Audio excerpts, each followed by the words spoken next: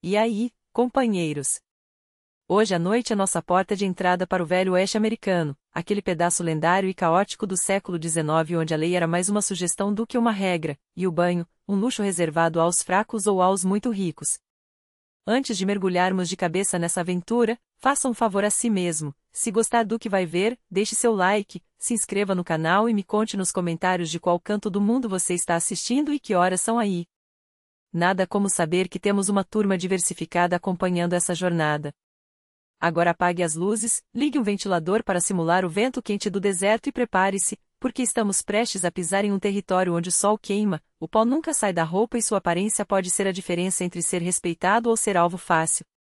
Vamos começar pelo básico: limpeza é sinônimo de vulnerabilidade. Se sua camisa está impecavelmente branca, passada e abotoada até o último botão, as pessoas vão pensar uma de duas coisas: ou você é um cobrador de impostos recém-chegado, ou um ingênuo esperando ser assaltado nos próximos 5 minutos. Uma camisa alva aqui não é estilo, é um convite aberto para problemas.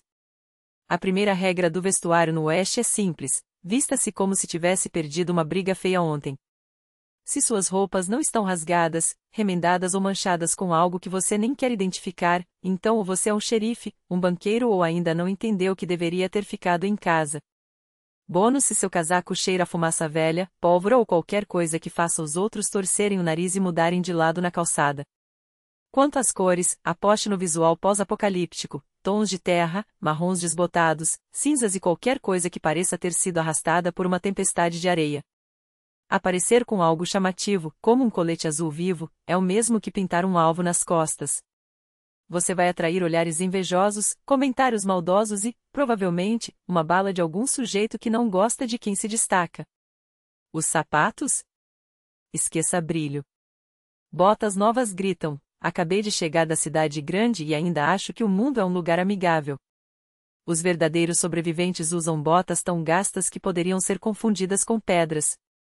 Se já tem um buraco nelas, parabéns, você finalmente se encaixou no ambiente. O chapéu é obrigatório, mas a escolha faz toda a diferença. Muito alto, parece que você está compensando alguma coisa. Muito pequeno, passa a impressão de um garoto perdido que se meteu onde não foi chamado. O ideal é um modelo surrado, desbotado pelo sol, daquele que parece ter sido amassado mais de uma vez em brigas de bar. Nada de chapéus de mágico de feira, por favor. Os acessórios também contam pontos. Uma bandana no pescoço é útil, desde que não esteja amarrada como se você fosse recitar poesia ao pôr do sol. Tem que parecer que você usa aquilo para coar água suja para o cavalo, não para combinar com o lenço do bolso. E não se esqueça do toque final: algo enferrujado. Uma faca oxidada, uma espora que já viu melhores dias ou uma garrafa de uísque que, se alguém checar, está cheia de chá frio. A ferrugem fala por você: ou você já viveu muito, ou simplesmente desistiu de se importar. De qualquer forma, isso inspira respeito. Vista a poeira, a aspereza e uma expressão que diga: dormi no estábulo ontem e não me importei. Porque no Velho Oeste, quem parece importante morre primeiro. As palavras aqui valem tanto quanto balas, use-as com moderação e, de preferência, nunca aponte uma na direção errada. Falar demais é o caminho mais rápido para a encrenca, mais certeiro que uma febre no verão. Ninguém liga se você foi o melhor atirador do Missouri ou se já lutou com um puma que, entre nós, provavelmente era só um gato de estimação com mau humor. Neste lugar, a confiança é como tempero: um pouquinho já basta. Se exagerar, alguém vai querer testar se você é tão duro quanto parece. Regra número 1: diminua tudo. Se perguntarem se você sabe atirar, dê de ombros e diga mais ou menos. Se indagarem sobre duelos, responda que faz tempo que não se mete nesses rolos. Mesmo que você tenha mais tiros trocados do que cartas em um baralho, não se gabe. A arrogância aqui é um convite para ser humilhado em público, geralmente com o rosto na poeira. Falar nos olhos dos outros? Esqueça. Não encare o xerife, não olhe fixamente para o bandido no canto do salão, e nem pense em fitá-lo, o cara de um olho só e 3 facas na cintura. A única coisa que você pode observar por muito tempo no Oeste é o seu próprio copo. E mesmo assim, só para ter certeza de que não tem nada se mexendo dentro dele. Agora, sobre cavalos, pode ser tentador elogiar o animal de alguém, mas não faça isso. Pior ainda é querer acarinhá-lo. E se por acaso sentir vontade de assoar o nariz perto de um garanhão especialmente imponente, saiba que suas chances de sair vivo dessa situação são as mesmas de um coelho em uma toca de cobras. Na hierarquia do Oeste, o cavalo de um homem vem logo depois de sua mãe e um pouco acima de sua arma.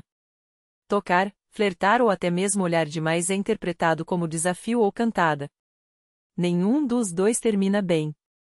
A estratégia mais segura é manter a cabeça baixa, as palavras curtas e os elogios restritos a coisas que não atiram. Comente o clima, a qualidade dos feijões do almoço, qualquer coisa que não soe como eu sou rápido no gatilho. O Velho Oeste não premia os extrovertidos.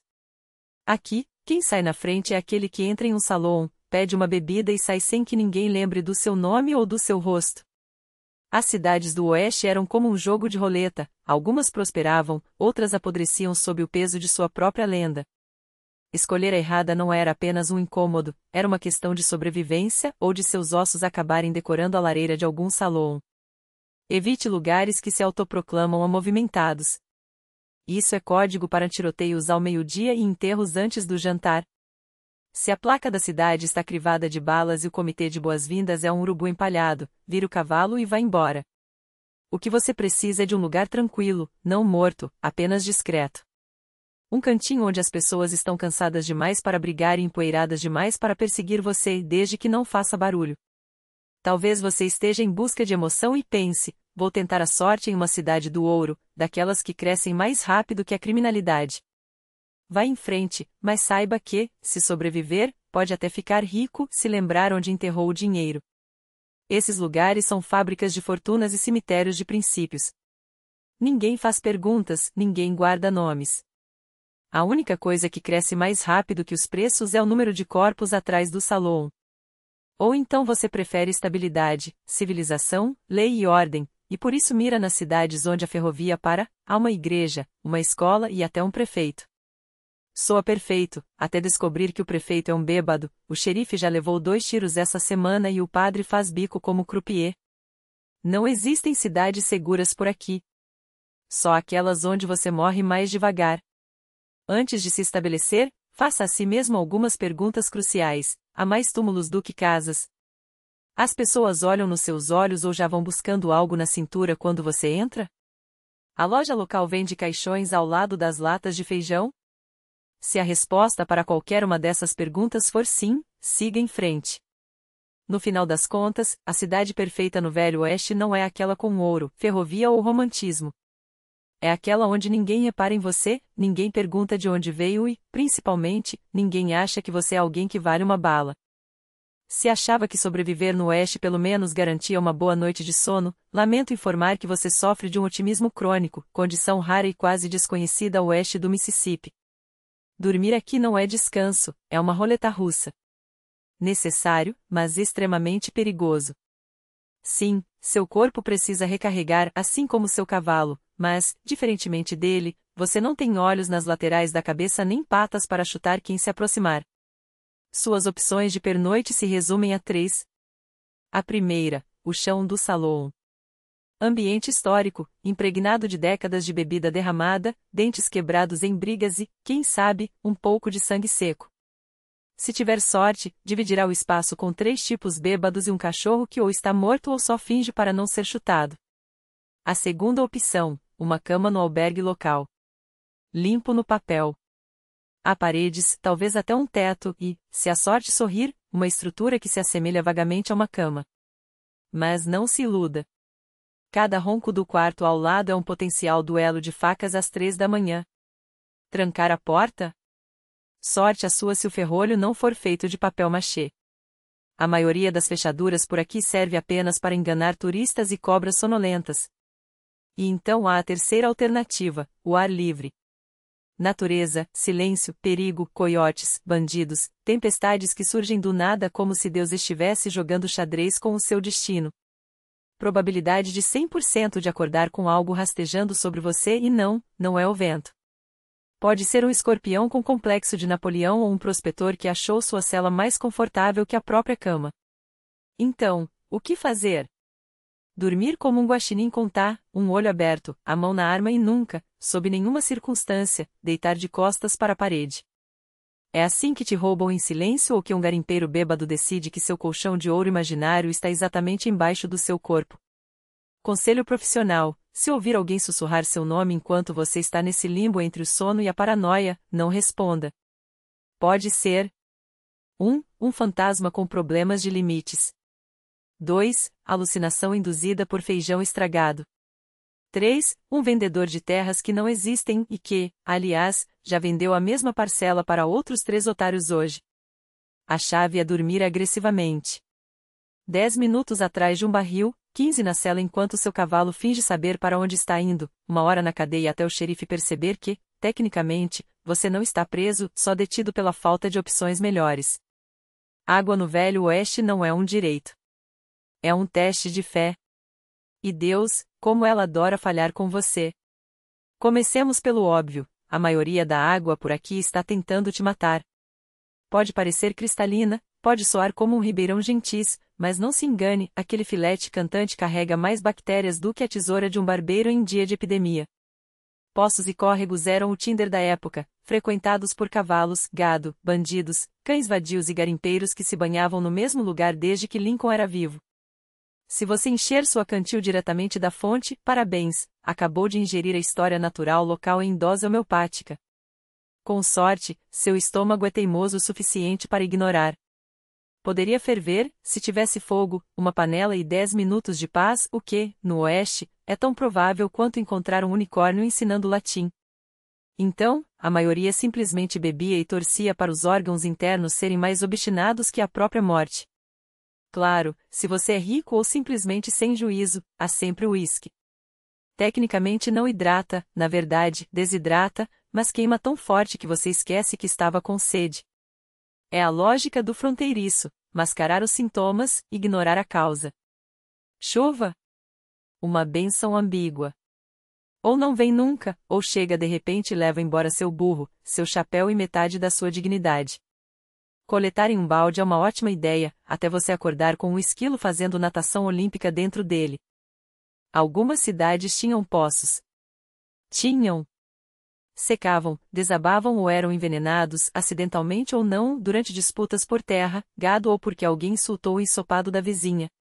Se oferecerem água fresca do poço, pergunte quantos beberam dela ontem. E quantos ainda estão vivos para contar. Resumindo, a água no Oeste não é sua amiga. É uma mentirosa bonita, uma companheira traidora e, possivelmente, a última coisa que você provará antes de conhecer o interior de um caixão de pinho. Comida no Velho Oeste não era para ser saboreada. Era para não te matar na hora. E mesmo assim, às vezes falhava. Seu cardápio se resumirá a 4 pilares: feijão, bolachas, bacon e mentiras. Feijão preto, pinto, ou possivelmente encantado, cozido em uma panela mais antiga que a maioria dos casamentos, servido com uma colher, sem tempero e com a sensação de que você já comeu exatamente essa mesma tigela antes. Talvez na vida passada. As bolachas são gravilha comestível. Se tiver sorte, estão mornas. Se não, podem ser usadas como projéteis contra coiotes ou como martelo improvisado. Alguns cowboys as afiam em pedras e as jogam em lobos. Outros simplesmente as mergulham no café até virarem uma pasta de arrependimento. Depois vem o bacon, a joia da coroa. Salgado, gorduroso, um pedaço de carne que por um segundo faz tudo parecer melhor até você perceber que está comendo só isso há 4 semanas e suas artérias estão formando um sindicato. Mas nada define a culinária fronteiriça como um ensopado. Mítico, misterioso, sempre borbulhando. Não se fazem perguntas. Você sobreviverá, custe o que custar. Se estalar, mastigue. Se mexer, finja que não viu. Se alguém jurar que sabe a galinha, ou ele tem uma imaginação fértil, ou um conceito muito baixo do que é uma ave. Sobremesa? Sabão. O mais próximo que você chega de um doce é um biscoito duro molhado em água de chuva ou um xarope velho pelo qual você trocou uma bota. Se encontrar uma torta no Oeste, ou ela foi assada pelo diabo ou por alguém que quer envenenar o xerife. Agora, falemos do café. O café do fronteiriço não é uma bebida. É um teste de resistência mental. Mais preto que a consciência de um pistoleiro, mais espesso que óleo de motor e coado em uma panela que não é lavada desde a Guerra Civil. Ele vai te acordar, limpar suas vias nasais e, possivelmente, reiniciar suas memórias. Se você não tremar depois do primeiro gole, é porque já está morto por dentro. Seu cavalo não é um animal. É seu sócio relutante, seu terapeuta não remunerado e, às vezes, a única criatura neste inferno poeirento com instinto de autopreservação. Sejamos honestos, seu cavalo não confia em você. E não deveria. Você é um bípede perigoso que acha uma boa ideia galopar em direção a um cânion desconhecido ao pôr do sol. Seu cavalo sabe que os últimos 3 que fizeram isso agora são petisco para urubus. Essa criatura suja, teimosa, com o temperamento de um professor exausto, é mais esperta que você, sente o ambiente melhor e é infinitamente mais seletiva. Cavalos ouvem o perigo antes de você. Captam vibrações no chão, pressentem quando algo vai dar errado. Enquanto você admira a paisagem e se pergunta de onde vem aquele coro de coiotes, seu cavalo já está calculando rotas de fuga. Se ele parar de repente, não é teimosia. É um aviso. Se virar sozinho, deixe. Não é drama, é sobrevivência. Se te jogar no chão, agradeça, você estava a 2 passos de uma armadilha ou de um tiroteio que ainda nem começou. Alimentá-lo também é um ritual. Aveia, uma maçã se você estiver se sentindo generoso, e talvez ganhe um olhar de aprovação condescendente. Mas não espere carinho. Isso não é um cachorro. É uma bestas de meia tonelada que vai te carregar por montanhas e rios, direto para o perigo, mas não vai te abraçar. E, pelo amor de Deus, não dê nomes ridículos como docinho ou fofinho. Escolha algo com peso, pó de guerra, matança, ou Dave. Algo que soe como uma sentença. Esse cavalo vai durar mais que a maioria dos seus amigos e todos os seus casos amorosos. Cuide bem dele. Escove-o, verifique os cascos, fale com ele de vez em quando, não porque ele goste, mas para provar que você não é um completo idiota. Confiança se conquista, e seu cavalo tem padrões mais altos que a maioria dos xerifes. No Oeste, uma arma não é só uma ferramenta. É um acessório social. Andar desarmado é como entrar em um salão com um chapéu escrito: "Olá, sou um alvo fácil". Saber atirar? Secundário. A maioria não sabia. Metade não acertaria a parede de um celeiro de dentro do celeiro. Mas isso não importa. O essencial é parecer que você sabe, ou, pelo menos, que está disposto a começar algo muito estúpido. Então, sim. Use um revólver. De preferência gasto, com arranhões, talvez faltando um parafuso. Algo que diga: já vi coisas. Mesmo que a única coisa que ele tenha visto seja seu reflexo enquanto você ensaiava poses no espelho. E use-o com naturalidade. Que penda solto, levemente inclinado, como uma ameaça preguiçosa. Se você o prender como se fosse um presente de primeira comunhão, todos vão saber que você está blefando. E vão ajustar seus planos de acordo. Não tem grana para um revólver? Um canivete serve. Enferrujado é aceitável, decorativo é suspeito. Se for daqueles que abrem, clique-o de vez em quando e olhe para o horizonte como se lembrasse de algo que preferia esquecer. Não importa o que, só pareça o tipo de pessoa que já viu o fundo do poço e ainda tem forças para cavar mais fundo. Improvise, uma colher afiada, um estilingue, um cacete com pregos. Qualquer coisa que possa ser balançada quando a conversa fica alta demais. Pontos extras se parecer caseiro e instável, como se pudesse desmontar na sua mão a qualquer momento. Mas lembre-se, você não quer usar isso. Briga é barulhenta, suja e estatisticamente inútil. A arma é para mostrar. É o ponto final de uma discussão. Um seguro ambulante. Ela deve dizer: não vale o trabalho, a não anteste minha paciência. Mas se encurralarem, haja. Não há nada mais patético do que puxar um ferro e perceber que esqueceu como funciona. Ou pior, que está descarregado. Não seja esse cara. Ele é enterrado atrás do salão, perto da privada, com uma cruz de pau e uma história que ninguém conta direito. A confiança no Oeste é frágil como uma garrafa de uísque em cima de uma mesa de pôquer ou a roda de uma carroça presa por um prego e uma oração. Se alguém se apresenta como Doc, Dat ou qualquer coisa que soe como apelido de bar, parabéns, você acabou de conhecer alguém que vai te arrastar para uma encrenca ou, com sorte, para um túmulo raso. Comecemos pelo Doc, soa respeitável, não? Não. Doc não é médico. Talvez já tenha visto um livro de anatomia de longe, ou retirado uma bala com uma colher, mas é mais provável que seja só um cara com as mãos mais firmes da cidade na ressaca. Se o Doc oferecer uísque para a dor, é porque algo está prestes a ser amputado. Possivelmente sem anestesia. Depois vem o Dat. Ninguém sabe por que ele se chama assim.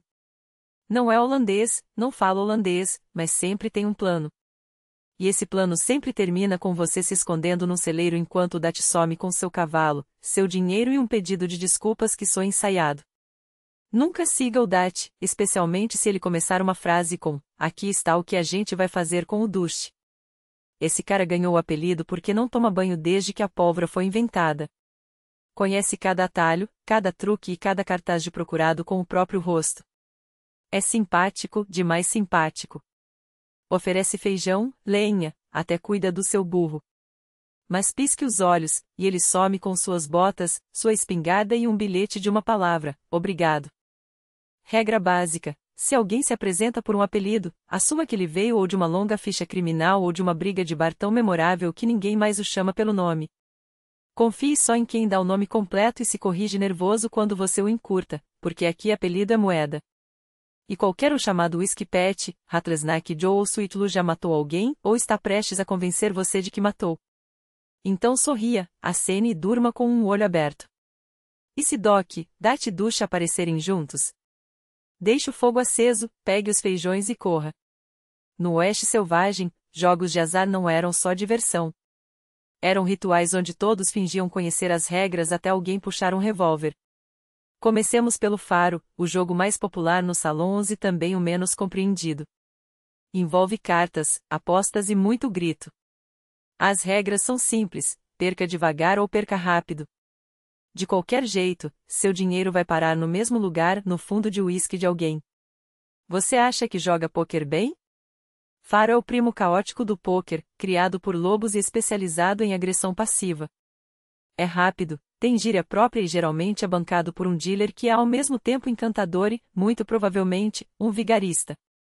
Nos salões, a casa sempre ganha. Mesmo que você tenha sorte, não comemore. Comemoração chama atenção. Atenção gera inveja. Inveja atrai balas. Se ganhar, saia em silêncio. Saia como se nada tivesse acontecido. Deixe uma gorjeta para o dealer, sorria como um monge e desapareça na noite antes que alguém comece a se perguntar de onde veio tanta sorte. Claro, jogos de azar não se limitam a cartas. Há dados, arremesso de facas, competições de quem bebe mais sem morrer, e o sempre emocionante ou o que tem nesse ensopado? Tudo isso é alto risco, recompensa mísera e uma proibição médica direta. Mas não esqueçamos da aposta mais alta, o casamento. No Oeste Selvagem, casar era basicamente assinar um contrato vitalício com alguém que provavelmente cheira a cavalo e tem um trauma não resolvido envolvendo ursos. A cerimônia é rápida, os papéis são opcionais, as consequências são lendárias. Sim, alguns tinham sorte no amor. Outros descobriam que a noiva tinha 3 nomes falsos, 5 dívidas e um ex-marido furioso com uma espingarda chamada Marta. Você sabe que as coisas ficaram sérias quando acorda sem o cavalo, mas com novos parentes. Se não conhece as regras, não jogue. Se as apostas parecem baixas, olhe melhor, provavelmente estão escondidas debaixo da mesa. E se um estranho chamado Slim oferecer para te ensinar um jogo novo? Encontre a saída mais próxima e vá embora. Porque no Oeste Selvagem, tudo é jogo, especialmente os relacionamentos. O Oeste pode parecer infinito e romântico nas pinturas, mas aqui o clima é um humor com episódios de violência atmosférica. Comecemos com o calor. O verão na fronteira não é quente, é uma alucinação contínua, onde suas botas derretem no chão e o chapéu deixa de ser acessório para virar um domo de sobrevivência. Sombra é um alvo móvel e raro, geralmente ocupado por uma cascavel com experiência. Você soará através da tele. Sua garrafa d'água parecerá uma piada cruel.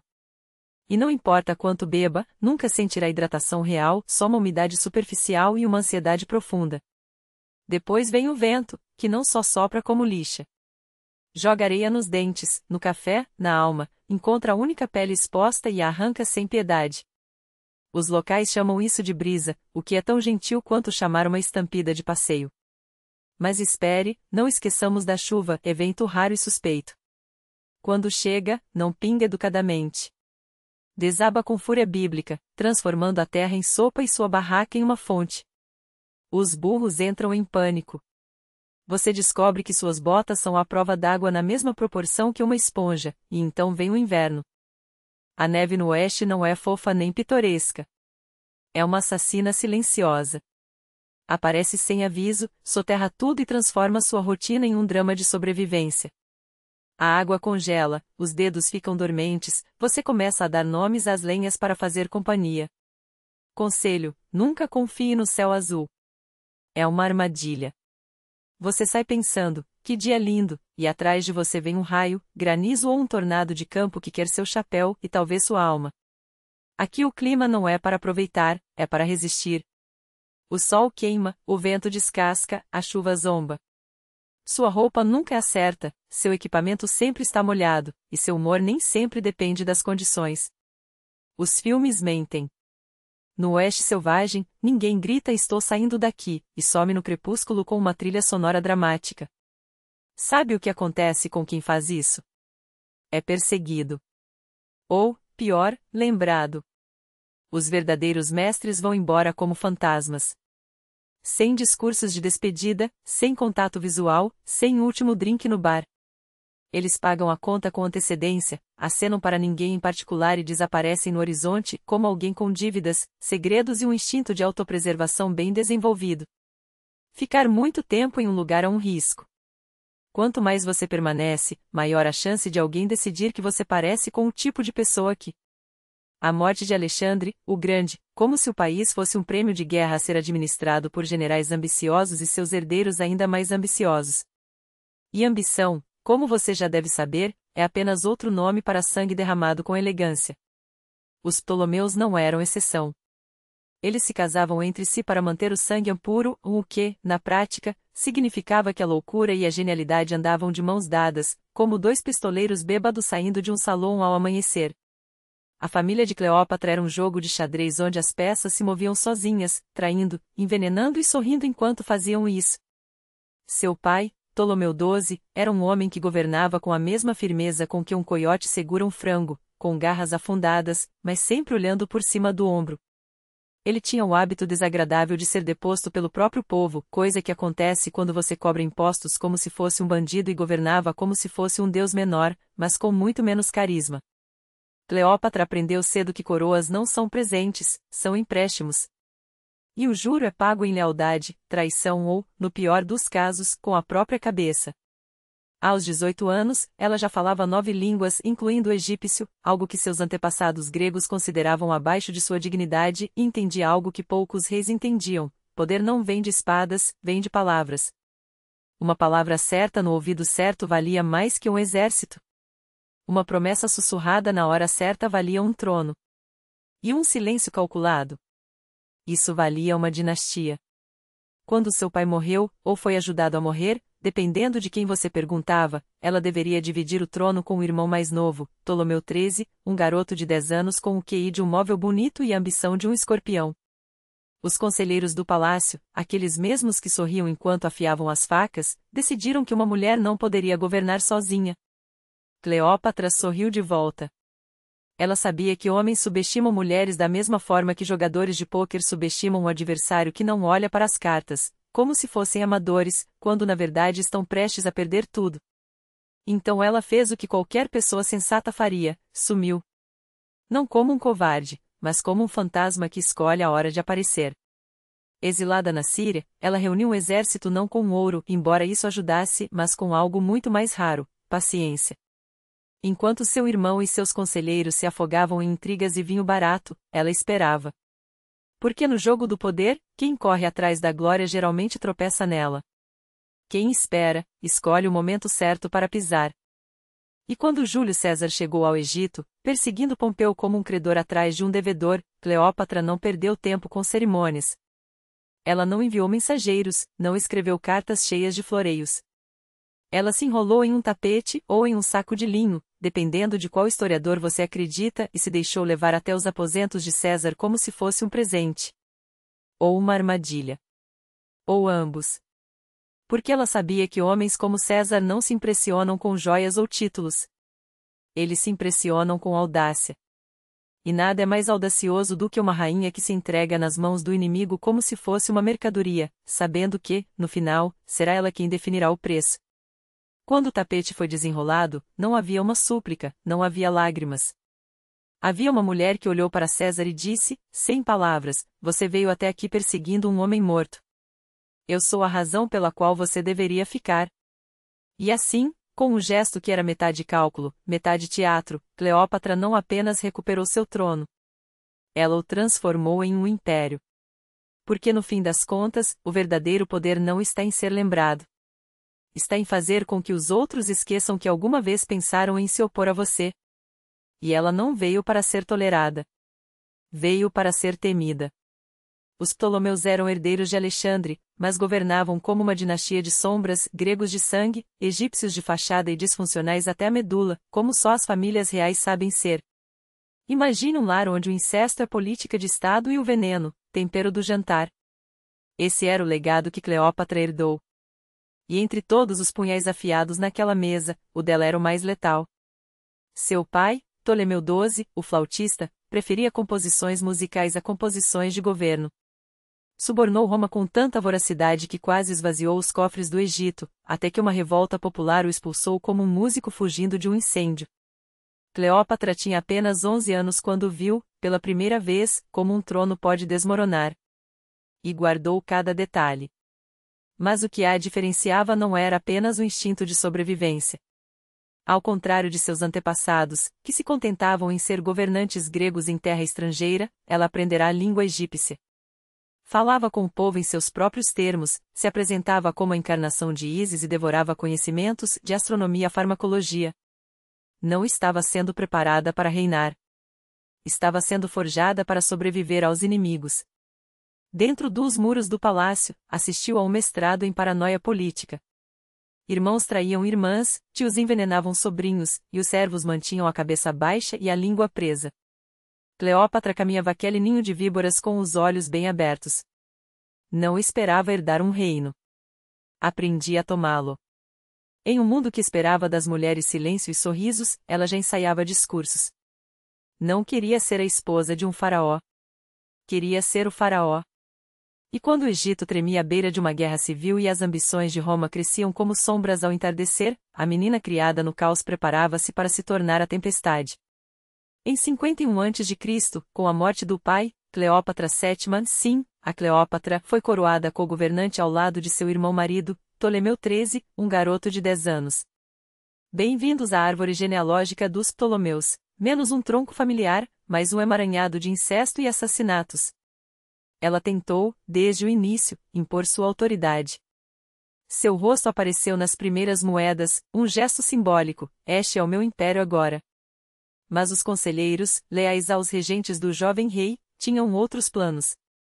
Em menos de 2 anos, foi expulsa de Alexandria, jogada para fora de seu próprio palácio por uma conspiração de adolescentes ambiciosos e homens bêbados de vinho e poder. Cleópatra não chorou. Não suplicou. Não tentou rastejar de volta pela cozinha. Em vez disso, fugiu para a Síria e começou a recrutar um exército próprio. Porque quando você tem 21 anos, acaba de perder um trono e seus inimigos usam cal nos olhos e veneno nas taças, a melhor vingança são mercenários bem pagos. Enquanto isso, na corte de Ptolomeu XIII, a incompetência fervilhava como um caldeirão envenenado. Seus conselheiros, especialmente um homem chamado Potino, achavam que poderiam manipular o jovem rei como uma marionete. Não contavam com o fato de que Cleópatra, jovem, furiosa e perigosamente instruída, não havia terminado o jogo. Ela marchou com suas tropas até a fronteira leste do Egito, pronta para uma guerra civil. O Nilo iria carregar ouro, mentiras e, provavelmente, alguns membros decepados. Mas então, quando a tensão estava prestes a explodir, um hóspede inesperado chegou às margens egípcias, Caio Júlio César.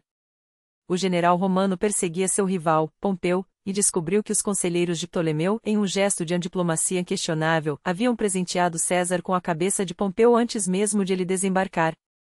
César ficou estarrecido. Não planejara a morte de Pompeu. Pelo menos, não ainda. E certamente não como um brinde de boas-vindas. Cleópatra, estratégica como sempre, viu a oportunidade num piscar de olhos. César tinha poder. Roma o observava. E ela não pretendia ficar no exílio. O resto é lenda ou, melhor, teatro. Um tapete, ou um saco, ou um embrulho de linho, os historiadores ainda discutem, uma entrada clandestina e uma das aparições mais dramáticas da história política. Se você imagina Cleópatra rastejando até os aposentos de Júlio César enrolada em um tapete, parabéns, você foi contaminado pelos boatos antigos e pelas pinceladas do Renascimento. A verdade é que pouco importa como ela entrou. O que importa é que ela entrou. Ela tinha 21 anos. Ele, 52.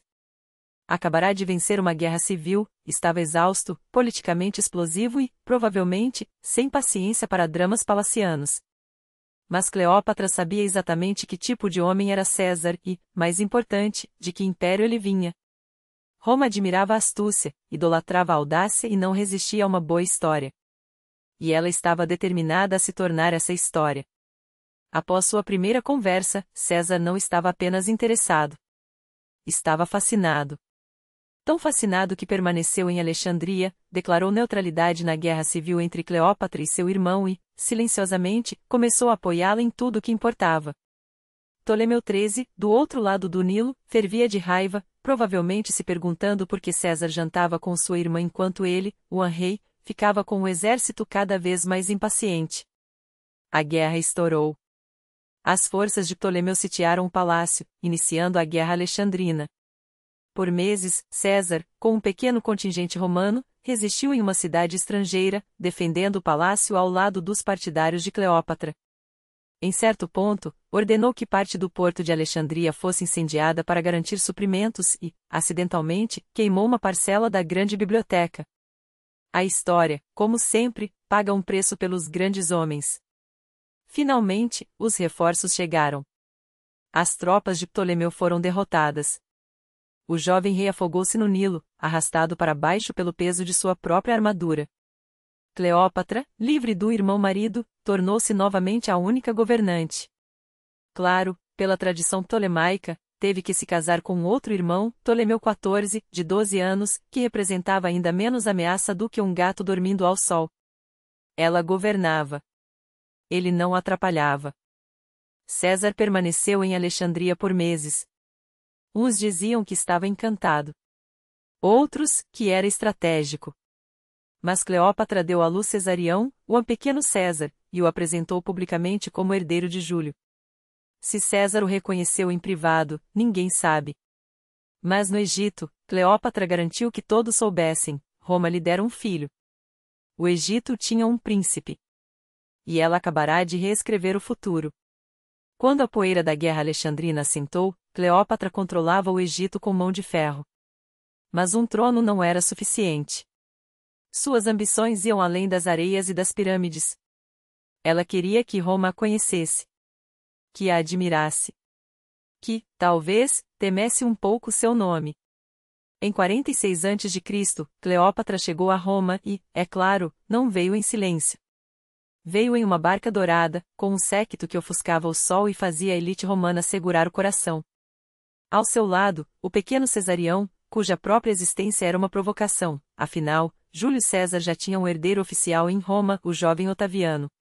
Mas César a recebeu com pompa. Deu-lhe uma vila do outro lado do Tibre, frente à sua própria. Jantares, intrigas, sussurros atrás de portas fechadas enquanto os senadores romanos murmuravam em suas taças de vinho aguado. Cleópatra não era uma esposa romana. Nem sequer uma cidadã. Para os olhos conservadores, era uma sedutora estrangeira jogando a rainha no coração da república. E a opinião pública? Piorava a cada dia. Roma já não reconhecia o homem que outrora cruzara o Rubicão com um punhado de legiões e uma frase que ecoaria pela eternidade. Alea iacta est, o dado estava lançado, mas agora o jogo era outro.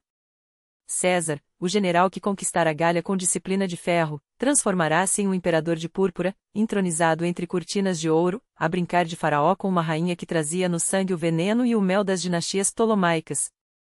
Cleópatra, com seus herdeiros divinos e rituais que cheiravam a incenso e ambição, era a faísca que inflamava o ódio romano.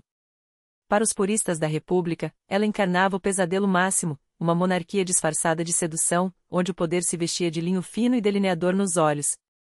E então chegaram os idos de março.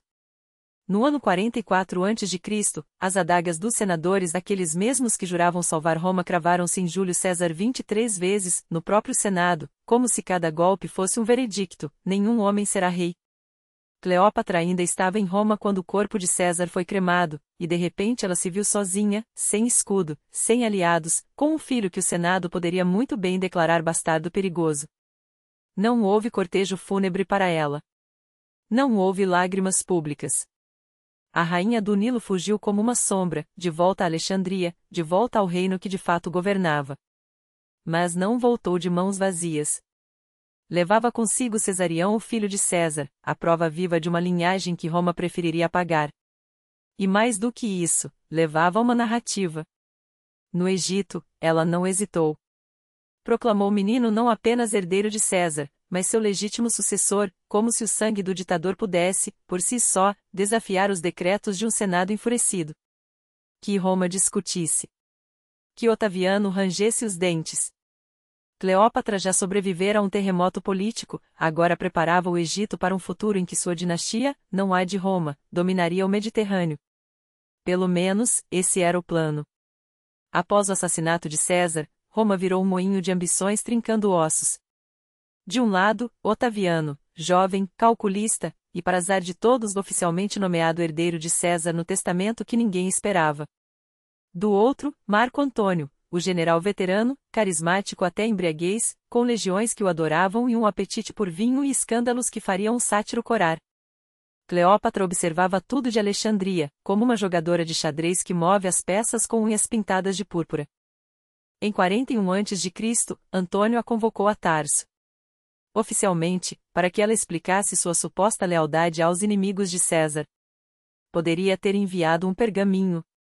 Em vez disso, enviou a si mesma num barco dourado com velas perfumadas, deitada sob um dossel como Afrodite em pessoa, enquanto remadores vestidos de deuses a conduziam rio acima.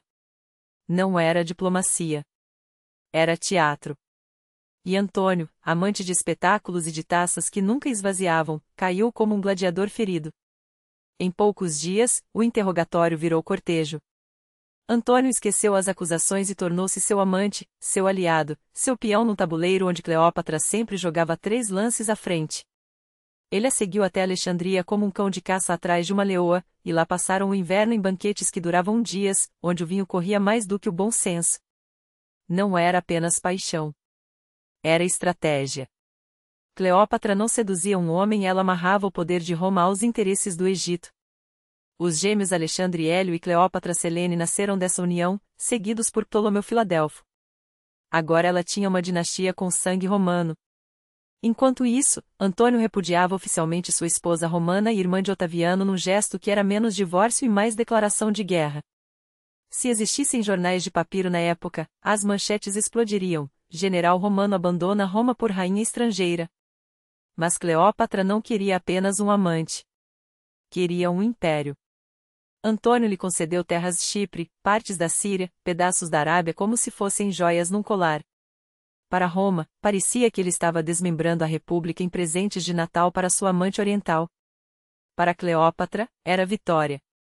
Em 34 a.C., durante a cerimônia das doações de Alexandria, Antônio, vestido como um romano, agindo como um monarca oriental, distribuiu territórios aos filhos de Cleópatra como se fosse Zeus com um mapa e um cetro.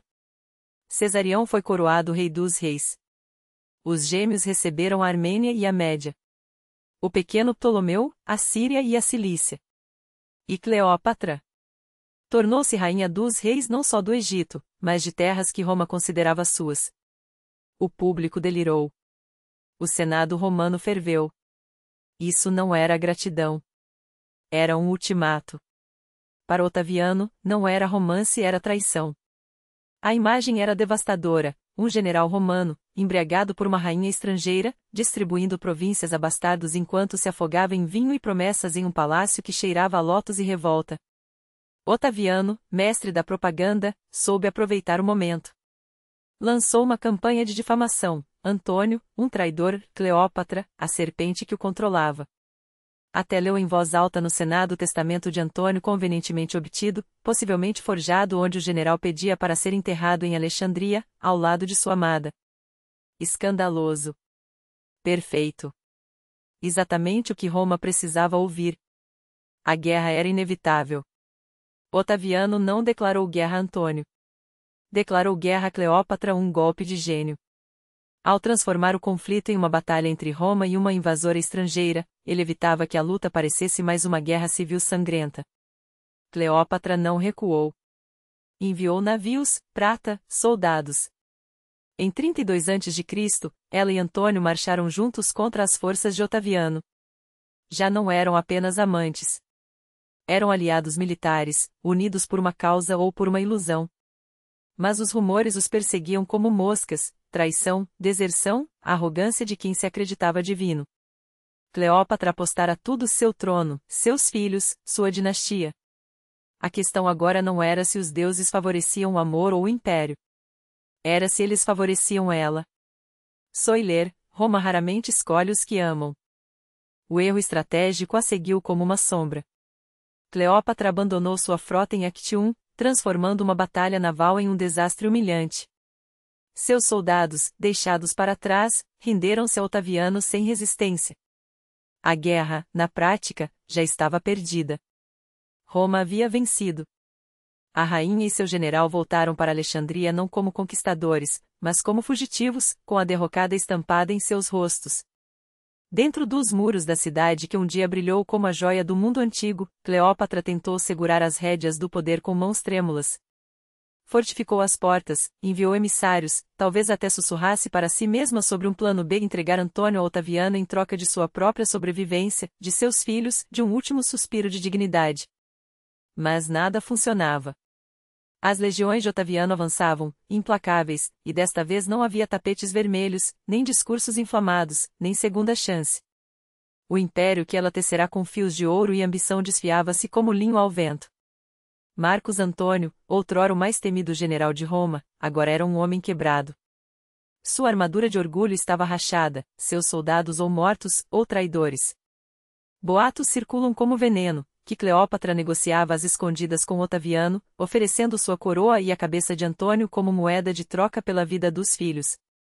A tensão entre eles era uma corda prestes a arrebentar. E arrebentou com uma mentira. Um mensageiro chegou com a notícia falsa: Cleópatra está morta. Talvez fosse um teste de lealdade, um estratagema para ganhar tempo, um blefe que saiu pela culatra. Antônio, destroçado, fez o que todo romano de honra faria ao perder o que lhe restava dela: atirou-se sobre sua própria espada. Mas não morreu de imediato. Sangrando, em agonia, foi carregado até o mausoléu onde Cleópatra se trancara com seus tesouros, recusando-se a abrir as portas por medo do cativeiro. Não havia tempo para cerimônias: seu corpo ensanguentado foi içado por uma janela, como um fardo indigno, e depositado aos pés dela. Ali, na cripta dourada que deveria ser seu túmulo, Marcos Antônio morreu nos braços da mulher que amou além da razão. Roma não poderia ter escrito um final mais trágico, nem mesmo Sêneca. Quando Otaviano finalmente entrou em Alexandria, Cleópatra fez sua última jogada.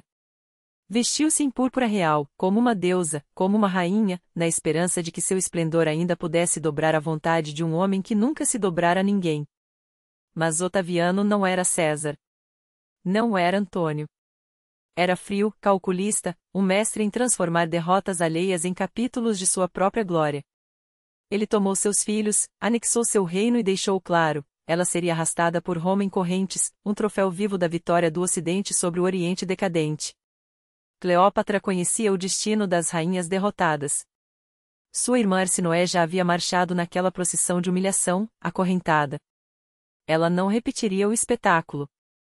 Em 12 de agosto do ano 30 a.C., aos 39 anos, Cleópatra escolheu seu próprio fim, talvez com um pente envenenado, talvez com a picada de um áspide. O método não importa. A mensagem, sim. Se não podia reinar com majestade, morreria como uma soberana. Seu corpo, embalsamado em segredo e luto, foi enterrado ao lado de Marcos Antônio por sua própria vontade, surpreendentemente, com a permissão de Otaviano. A rainha e o general, que sonharam com o império, agora repousavam juntos nas ruínas de suas ambições. Mas a morte não silenciou Cleópatra. Pelo contrário, tornou-a eterna. Otaviano, que logo se tornaria Augusto, o primeiro imperador de Roma, havia vencido. O Egito virou província.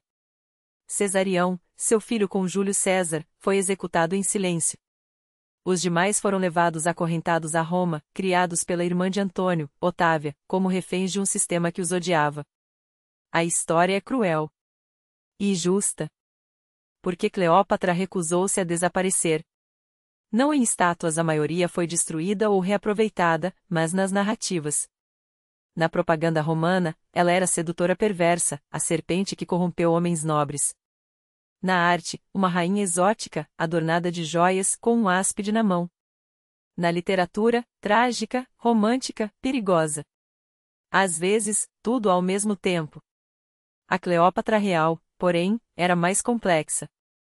Última de uma dinastia que governou por 3 séculos. Poliglota, estrategista, mestre da diplomacia e da sobrevivência em um mundo onde governantes caíam como moscas no mel. Sobreviveu a assassinos, guerras civis e aos 2 homens mais poderosos de Roma. Governou o Egito não como uma fantoche, mas como uma monarca divina e entendia seu povo, jogava o jogo longo e ousava sonhar além das margens do Nilo. Sua morte marcou o fim de uma era.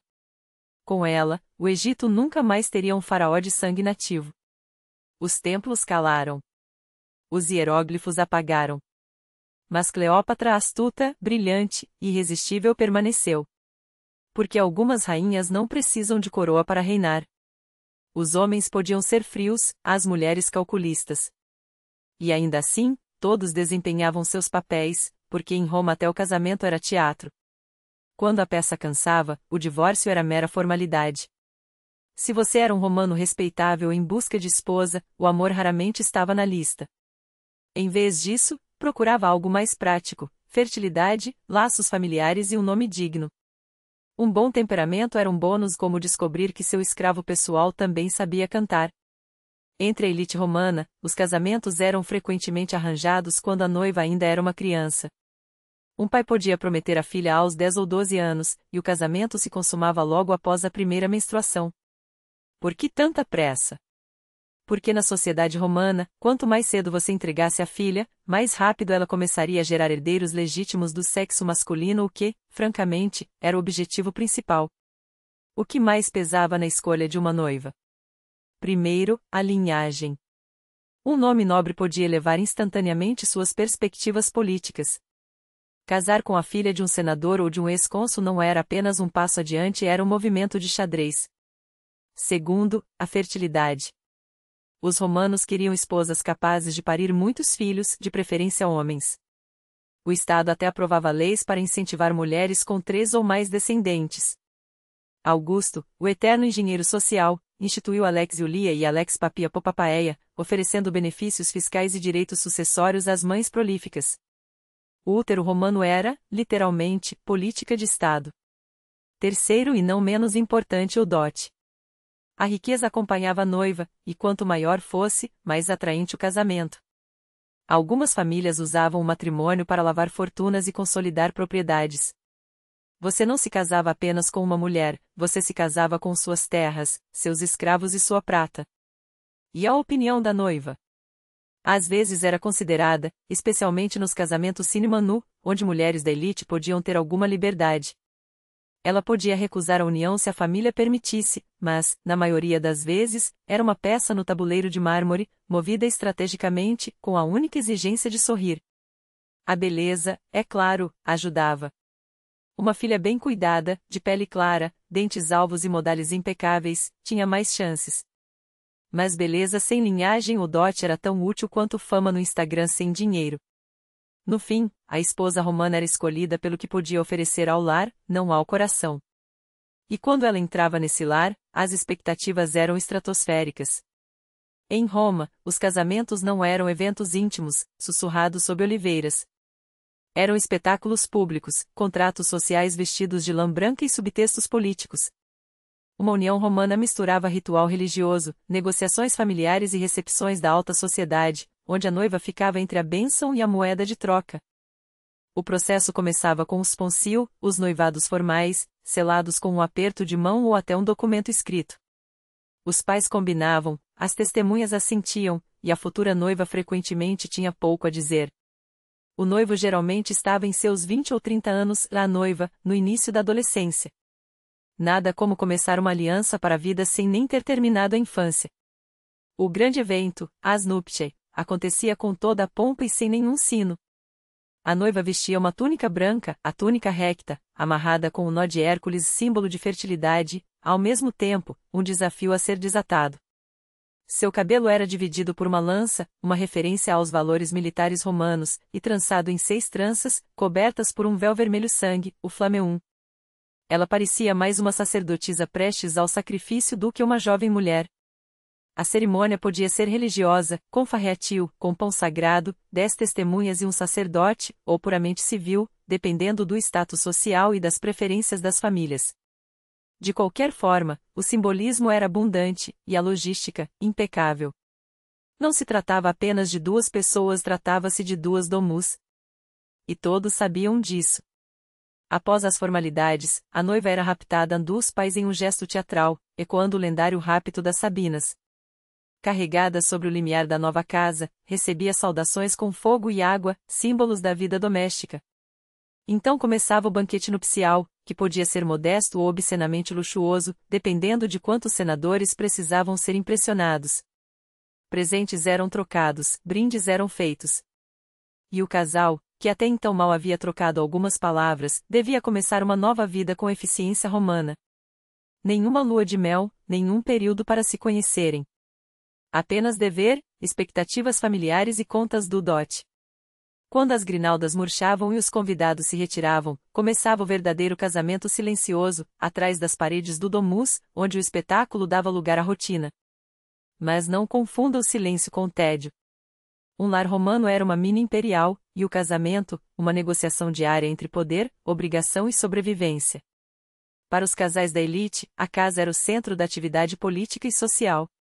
O marido geralmente trabalhava no direito, no exército ou na política. A esposa governava o lar. E isso não significava apenas almofadas fofas. Uma matrona romana supervisionava escravos, gerenciava finanças, educava filhos, organizava cerimônias religiosas e até arquitetava estratégias sociais. Em alguns casos, ela era força oculta por trás da carreira do marido. Se estivesse em um casamento sine manu, tecnicamente permanecia sob a autoridade do pai, mas, na prática, exercia influência real. Algumas mulheres, como Cornélia, mãe dos Gracos, ou Lívia, esposa de Augusto, tornaram-se lendárias por sua sabedoria e astúcia política. Não eram apenas donas de casa, eram estrategistas de túnica. As expectativas, porém, eram severas. Uma esposa romana devia ser casta, modesta, obediente e nunca demasiado visível. A matrona ideal era elogiada por fiar lã e calar. O adultério, se descoberto, podia destruí-la, pela lex Iulia de Augusto, poderia até levá-la ao exílio. Já o marido podia discretamente desfrutar de amantes, desde que não fossem esposas de outros. Os duplos padrões romanos brilhavam em ouro. E no entanto, muitos casamentos eram ternos, até afetuosos. Temos cartas de amor, inscrições tumulares e poemas que atestam laços emocionais genuínos. Maridos chamavam suas esposas de companheiras, musas, iguais.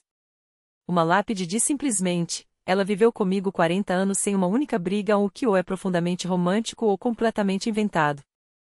Os filhos eram o objetivo comum, e a fertilidade, quase sagrada. Uma esposa que gerava muitos herdeiros ganhava alto status social. Aquela que não conseguia enfrentava suspeitas, pressão e frequentemente acusações. Abortos espontâneos, mortalidade infantil e os perigos do parto tornavam a vida familiar emocionalmente frágil. No fim, o casamento romano era mais do que romance ou rotina. Era uma máquina social, uma aliança que moldava política, economia e legado. Mas quando essa máquina quebrava, os romanos tinham uma solução brutalmente simples: o divórcio. Em Roma, o casamento podia ser um pacto público, mas o divórcio era tão simples quanto cancelar uma assinatura. Nenhuma batalha judicial, nenhuma intervenção de pontífices. Bastava uma declaração de intenção, às vezes nem isso. O divórcio não era escândalo, era rotina, sobretudo entre a elite, onde os casamentos eram estratégicos, não românticos. Se a aliança deixasse de servir aos propósitos políticos, financeiros ou sociais, dissolvia-se com a mesma velocidade com que fora feita. Durante quase toda a República e bem adentro do Império, o divórcio não exigia contrato escrito, aprovação oficial ou justificativa formal. Uma frase bastava: tuas restibi abeto, tome de volta o que é seu, e o vínculo estava desfeito. Um divórcio sem culpa, 2 milênios antes do direito de família moderno. Qualquer um dos cônjuges podia iniciá-lo, embora, na prática, os homens tivessem mais liberdade para agir sozinhos. Mulheres, especialmente aquelas em casamento sine manu, às vezes tomavam a frente, bastava deixar a casa e levar o dote, a menos que o marido contestasse. Os motivos variavam: adultério, infertilidade, reveses políticos ou simples irritação mútua. Se a esposa desonrasse o marido em um banquete, era motivo suficiente. Se ele perdia influência, era hora de atualizar a parceria. O casamento era flexível porque a reputação era tudo e a liberdade de movimento, também. O divórcio não era imoral, alguns homens se divorciavam repetidamente para escalar politicamente, casando-se com filhas de aliados cada vez mais poderosos. Nem os imperadores eram exceção. Augusto exilou sua própria filha Júlia por adultério e forçou Tibério a um casamento político infeliz, que este mais tarde abandonaria. Mas nem tudo era frio cálculo. Alguns divórcios eram amigáveis e outros, seguidos por um novo casamento entre o mesmo casal. Os romanos reinventavam a união conjugal muito antes de isso virar moda. O verdadeiro campo de batalha, porém, era o dote. Sua devolução era comum, mas não garantida. Se a mulher fosse considerada culpada por traição, o marido podia ficá-lo. Se a culpa fosse dele, a família dela podia exigir compensação e quando as disputas esquentavam, os tribunais se arrastavam por causa de taças, escravos ou até cabras. No fim, o divórcio romano era eficiente, pragmático e surpreendentemente moderno. Livre de culpa, mas não de fofocas. E se você achava que o divórcio encerrava o drama, enganava-se. Vinham os filhos. No mundo romano, o propósito do casamento não era o amor, mas a procriação de herdeiros legítimos. As crianças não eram apenas alegria pessoal, eram o cimento que mantinha unidos o nome da família, a propriedade e o poder político futuro. Quando o casamento terminava, a questão não era quem ficava com os filhos, mas cuja linhagem eles perpetuariam. Pelo direito romano, a guarda quase sempre cabia ao pai. Os filhos pertenciam legalmente à família paterna, sob a pátria potestas, autoridade quase absoluta. Mesmo que a mãe iniciasse o divórcio, as crianças permaneciam com o pai, a menos que ele morresse ou fosse declarado incapaz. Isso significava que uma mulher, por mais nobre que fosse, podia ser separada dos filhos no momento em que deixava o lar. Não era raro que ela se casasse novamente e formasse uma nova família, enquanto seus filhos ficavam com o pai, criados por madrastas ou uma legião de escravos e tutores. Pelos padrões atuais, parece cruel, mas os romanos priorizavam a continuidade do sangue sobre os sentimentos. Os pais decidiam sobre educação, acordos matrimoniais e até punições, às vezes brutais. Legalmente, um pai podia até executar o próprio filho se julgasse justificado, embora na prática isso fosse raro e reprovado. Ainda assim, pais romanos, especialmente mães, podiam ser surpreendentemente ternos. Epitáfios e inscrições transbordam afeto. Ela foi a luz de nossa casa, ele viveu apenas 5 anos, mas trouxe alegria a todos. Por trás do sistema, a humanidade nunca se apagava. As famílias da elite preparavam os filhos desde o nascimento para carreiras públicas. Os meninos aprendiam retórica, história e virtudes militares. As meninas, por sua vez, eram treinadas na coreografia social do casamento aristocrático, modéstia, obediência e a arte de gerir uma casa com 50 escravos e várias gerações de parentes. Filhos ilegítimos tinham poucos direitos, a menos que fossem formalmente reconhecidos. Já a adoção era uma ferramenta poderosa, um homem sem herdeiros podia adotar um sobrinho ou até um estranho para perpetuar seu nome. Imperadores como Augusto e Adriano usaram a adoção estrategicamente para criar sucessores quando a biologia falhava. Em Roma, as crianças não eram apenas alegria, eram infraestrutura. Cada casamento, cada divórcio, cada dinastia era construído sobre seus ombros. Apesar da desigualdade jurídica, as mulheres romanas, sobretudo as da elite, estavam longe de ser impotentes nos jogos do matrimônio e do divórcio. Com astúcia, riqueza e instinto político afiado, muitas aprenderam a manipular o sistema em vez de serem manipuladas por ele. Tome Lívia Drusa, esposa de Augusto. Ela se divorciou do primeiro marido grávida, sim, grávida, para se casar com Otaviano, o futuro imperador. Acabou se tornando uma das mulheres mais influentes da história romana, aconselhando o marido, orquestrando sucessões e administrando suas próprias propriedades. Lívia não apenas sobreviveu ao jogo matrimonial romano, ela o dominou. Ou Fúvia, que não se casou com um, nem com dois, mas com 3 dos homens mais poderosos de Roma, cada um mais ambicioso que o anterior. Seu último marido, Marco Antônio, a deixou em Roma enquanto perseguia Cleópatra. Mas Fúvia já havia deixado sua marca, reuniu legiões e defendeu os interesses de Antônio em sua ausência. Podia ser esposa, mas nunca secundária. Mulheres de famílias aristocráticas muitas vezes tinham boa educação, gerenciavam vastos domínios e conduziam negócios financeiros com precisão de banqueiras. Algumas eram tão ricas e influentes que seus recursos salvavam carreiras masculinas ou serviam como alavanca em divórcios. Uma mulher esperta podia manter sua fortuna separada e guardar para si a última palavra. O casamento sínomano era a chave. As mulheres permaneciam sob a autoridade da família paterna, não do marido, o que lhes dava rara autonomia financeira, o direito de iniciar divórcios, administrar seus bens e decidir se voltariam a se casar. A viuvez também trazia liberdade. Após a morte do marido, a mulher tornava-se sui iuris, juridicamente independente, não submetida a nenhum homem. Muitas viúvas herdavam grandes fortunas e, deliberadamente, não se recasavam, exercendo influência social silenciosa, mas palpável. Claro, nem toda romana era uma Lívia ou uma Fúvia. Muitas viviam quietas, atreladas aos afazeres domésticos. Mas no topo da pirâmide social, não eram poucas as que manobravam no sistema matrimonial com a mesma habilidade com que senadores manipulavam o Senado. Em uma sociedade que dizia que o lugar da mulher era junto ao Tir, algumas teciam impérios. Para um povo que encarava o casamento com tanto pragmatismo e o divórcio com tanta leveza. Roma não tinha meias palavras quando o assunto era traição conjugal, especialmente a feminina. Para os romanos, o adultério não era um deslize privado, mas uma questão de Estado, uma afronta que podia manchar reputações, desestabilizar alianças e até custar vidas. E aqui, como em quase tudo, a hipocrisia reinava soberana. Um homem podia deitar-se com escravas, cortesãs ou concubinas sem maior escândalo, desde que não tocasse na esposa alheia. Já a mulher casada devia ser um modelo de castidade, modéstia e fidelidade, ou arcar com as consequências. A virada veio com as leis morais de Augusto, em especial a Lex Iulia de Adulteris Coercindis, que transformou a infidelidade conjugal de vergonha doméstica em crime público. Agora, denúncias eram obrigatórias. O marido que silenciasse sobre a traição da esposa arriscava ser acusado de lenocinium, o crime de favorecer a prostituição, como se fosse um cafetão de sua própria mulher. As condenadas perdiam dotes, eram exiladas em ilhas remotas ou até despojadas de seus direitos civis. Seus amantes enfrentavam penas igualmente severas. Os julgamentos viravam espetáculos humilhantes, onde reputações eram destruídas e famílias desmoralizadas. Mas, como sempre em Roma, a moral era um instrumento e Augusto soube usá-lo com maestria. Sua própria filha, Júlia, a maior, foi banida por adultério, embora os historiadores suspeitem que o verdadeiro motivo fosse seu envolvimento em intrigas políticas. Sua neta, Júlia, a menor, seguiu o mesmo destino. Os homens, é claro, também eram alvo de escândalos, embora raramente de punições formais.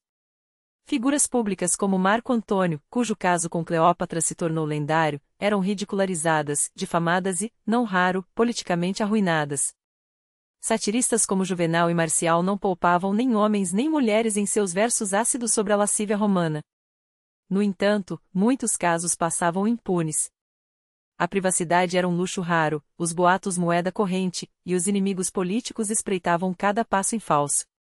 Para uma mulher, um único erro podia significar o exílio, para um homem, alguns versos maldosos sobre seus apetites. O adultério em Roma não era apenas uma quebra de promessas, era uma questão de honra, propriedade e controle. Podia arruinar um casamento, envergonhar uma gens ou derrubar uma dinastia. E quando o dano estava feito, restava uma saída, o divórcio, público, legal e, de preferência, com o dote intacto. Passaram-se 2 milênios, mas o eco do casamento romano ainda ressoa. Não nas comédias românticas, talvez, mas nos códigos legais, nos contratos pré-nupciais e nas normas sociais que ainda hoje regem nossas uniões. Roma caiu, mas sua estrutura matrimonial sobreviveu, oculta nos alicerces da sociedade ocidental. O casamento romano nunca foi, acima de tudo, sobre amor.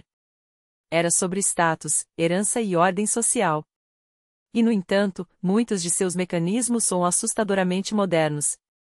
Contratos do tal? Os romanos os aperfeiçoaram. Divórcio sem justificativa? Eles o praticaram séculos antes de nós. Disputas por guarda de filhos, partilha de bens, heranças. Roma escreveu os primeiros rascunhos. Sua flexibilidade era a chave. Enquanto outras culturas antigas tratavam o matrimônio como um vínculo sagrado e indissolúvel, Roma o via como um acordo civil sério, mas não eterno. Essa pragmática permitia que mulheres, especialmente as da elite, passassem por vários casamentos, acumulassem fortunas e até influenciassem a política. Em uma sociedade que as excluía formalmente do poder, o casamento era sua porta dos fundos para a influência. Distinções jurídicas como sine manu, cum manu, cláusulas dotais e a pátria potesta se tornaram a base do direito civil em grande parte da Europa, moldando sistemas que vão da França à América Latina. Até a palavra matrimônio, do latim matrimonium, condição de mãe, revela as prioridades romanas. A aliança era, antes de tudo, um contrato reprodutivo. Mas talvez o legado mais humano seja este: os romanos nunca pararam de debater o propósito do casamento. Era para gerar herdeiros? Para selar alianças políticas? Para companheirismo? Autores antigos também se dividiam. Uns elogiavam as esposas recatadas e os lares simples, outros se queixavam das mulheres dominadoras, dos maridos exigentes e do aumento dos divórcios em sua época. Na Roma tardia, satiristas lamentavam que os casamentos duravam menos que um penteado da moda, enquanto alguns aristocratas se casavam 6, 7 vezes, sempre por conveniência. Apesar de todas as regras, rituais e expectativas, o casamento romano era, no fim das contas, definido por pessoas imperfeitas, ambiciosas, apaixonadas, tentando equilibrar desejos pessoais com as pressões de uma sociedade implacável. Nem sempre conseguiam, mas deixaram para trás um sistema de uma resiliência impressionante. Então, quando você vir uma aliança, um acordo de divórcio ou um casal político sorrindo entre dentes, lembre-se, os romanos fizeram isso primeiro, com menos eufemismos e mais mármore.